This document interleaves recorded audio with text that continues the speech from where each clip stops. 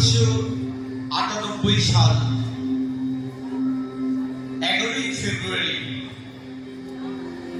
এবং সেই 11ই ফেব্রুয়ারির পর আরো বেশ কিছুদিন ধরে প্রায় জুলাই মাসের সন্ধ্যা মায়েরা মাতৃত্ব লাভ করেছেন এই ভেলাঙ্কানি মায়ের কাছে প্রার্থনা জানিয়ে।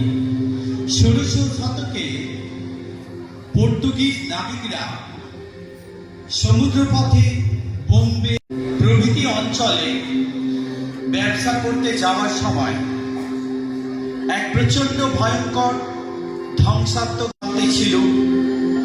তা নিবারণের জন্যে ওই গ্রামেরই বছর দশকে সকল খ্রিস্ট ভক্ত একত্রিত হয়ে লেপান্ততে সমবেত হয়। তারা বুঝতে পারল যে তাদের ধ্বংস অনিবার্য এবং করতে হবে। সেই সাথে তাদের নিজ ধর্ম